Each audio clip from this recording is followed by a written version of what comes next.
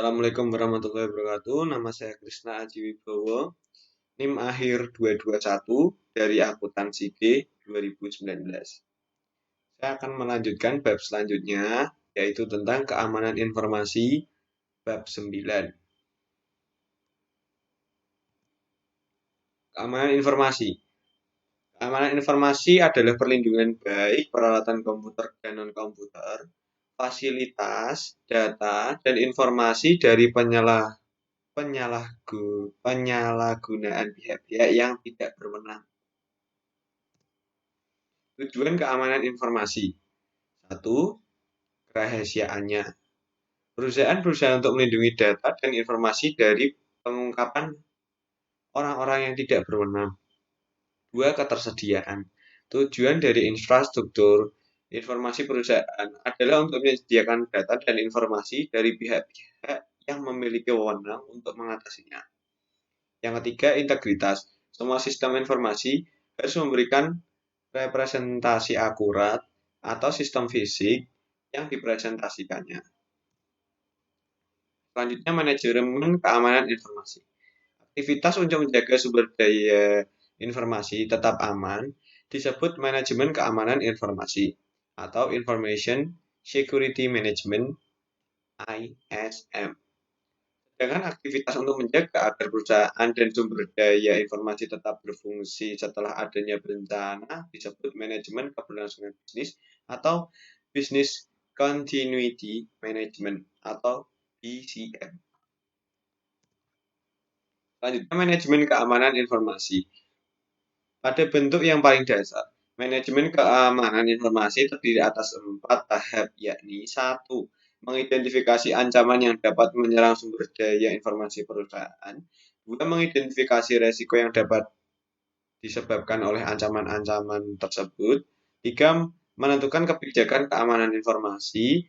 Yang keempat, mengimplementasikan pengendalian untuk mengatasi resiko tersebut. Istilah manajemen risiko atau risk management dibuat untuk menggambarkan pendekatan ini di mana tingkat keamanan sumber daya informasi perusahaan dibandingkan dengan risiko yang dihadapinya. Selanjutnya, ancaman. Ancaman keamanan informasi atau information security threat merupakan orang, organisasi, mekanisme, atau peristiwa yang memiliki potensi untuk membahayakan sumber daya informasi perusahaan. Pada kenyataannya, ancaman dapat bersifat internal, secara eksternal, dan bersifat disengaja atau tidak disengaja. Berikut adalah jenis-jenis ancaman. 1. Virus adalah program komputer yang dapat mereplikasi dirinya sendiri tanpa disadari dan tanpa dapat diamati oleh si pengguna dan menempelkan salinan dirinya pada program-program dan boot sektor lain. Worm, program yang tidak dapat mengimplementasikan diri sendiri di dalam sistem, tetapi dapat menyebarkan salinan melalui email. Trojan horse, program yang tidak dapat mengimplementasikan atau mendistribusikan dirinya sendiri, namun disebarkan sebagai perangkat. Adware, program yang muncul pesan-pesan iklan yang mengganggu. Spyware, program yang mengumpulkan data dari mesin pengguna. Resiko, potensi output yang tidak diharapkan dari pelanggaran keamanan informasi oleh ancaman keamanan informasi. Semua resiko memiliki tindakan yang tidak terotorisasi. Resiko-resiko seperti ini dibagi menjadi 4 jenis, yaitu 1. Pengungkapan informasi yang tidak terorientasi dan pencurian. Pengamanan yang tidak terorientasi, penghancuran yang tidak terorientasi dan penolakan layanan, modifikasi yang tidak terorientasi. Soalan e-commerce. E-commerce atau perdagangan elektronik telah memperkenalkan suatu perusahaan keamanan baru. Masalah ini bukanlah perlindungan data, informasi, dan perangkat lunak, tetapi perlindungan dari pemalsuan kartu kredit. Menurut sebuah survei yang dilakukan oleh Gartner Group, pemalsuan kartu kredit 12 kali lebih sering terjadi untuk para varietal e-commerce dibandingkan dengan para pedagang yang berurusan dengan pelanggan mereka secara langsung. Manajemen risiko. Manajemen risiko diidentifikasikan sebagai strategi untuk mencapai keamanan internasional. Pendefinisian risiko ada 4 langkah. 1. Identifikasi secara aset-aset bisnis yang harus dilindungi oleh risiko. 2. Menyadari risikonya. 3. Menentukan tingkat dampak pada perusahaan jika berisiko benar-benar terjadi. 4. Menganalisis kelemahan perusahaan tersebut. Kebijakan keamanan informasi. Berikut adalah penyusutan kebijakan keamanan. Pengendalian teknis. Pengendalian yang terjadi suatu di dalam sistem dan dibuat oleh para penyusun sistem selama masa siklus penyusunan.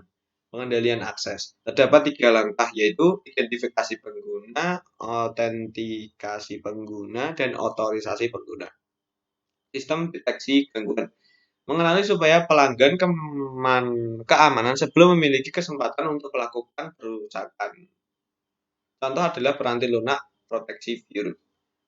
Firewall, yaitu sebagai penyaring dan penghalang yang membatasi aliran data ke dan dari perusahaan tersebut dan internet.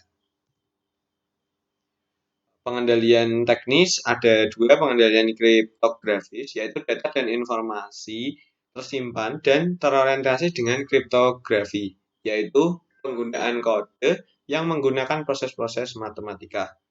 Yang selanjutnya pengendalian fisik. Perusahaan dapat melaksanakan pengendalian fisik hingga pada tahap tertinggi dengan cara menempatkan pusat komputernya di tempat terpencil yang jauh dari kota dan jauh dari wilayah yang sensitif terhadap bencana seperti tanah longsor, gempa, tsunami, dan banjir. Pengendalian formal. Pengendalian formal mencakup penemuan cara perilaku, dokumentasi produsen, dan praktik yang diharapkan. Pengawasan serta pencegahan perilaku yang berbeda dari panduan yang berlaku. Pengendalian ini bersifat formal karena manajemen menghabiskan banyak waktu untuk menyusunnya, dokumentasikan dalam bentuk tulisan, dan diharapkan untuk berlaku dalam jangka panjang. Selanjutnya pengendalian informal. Pengendalian informal mencakup program-program pelatihan dan edukasi secara program pembangunan manajemen. Pengendalian ini ditunjuk untuk menjaga agar para karyawan perusahaan memahami serta mendukung program keamanan tersebut. Mencapai tingkat pengendalian yang tepat. Ketiga jenis pengendalian teknis, formal, dan informasi mengharuskan biaya.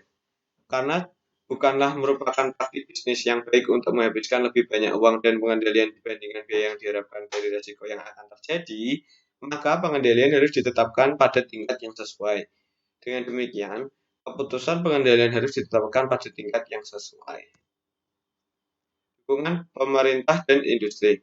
Beberapa organisasi pemerintah dan internasional telah menentukan standar-standar yang ditunjukkan untuk menjadi panduan bagi organisasi yang ingin mendapatkan keamanan informasi. Beberapa standar ini berbentuk tolak ukur yang telah diidentifikasi sebelumnya sebagai penyedia strategi alternatif untuk manajemen risiko. Manajemen keberlangsungan bisnis. Aktivitas yang telah ditunjuk untuk menentukan operasi telah terjadi gangguan sistem informasi tersebut dengan manajemen keberlangsungan bisnis atau Business Community Management (BCM). Pada tahun-tahun awal penggunaan komputer, aktivitas ini disebut perencanaan besar. Namun istilah yang lebih positif, perencanaan kontingensi, menjadi populer. Elemen penting dalam perencanaan kontingensi adalah perencanaan kontingensi yang merupakan dukungan tertulis formal yang menyebutkan secara detail tindakan-tindakan yang harus dilakukan jika terjadi gangguan atau ancaman gangguan pada operasi komputer perusahaan.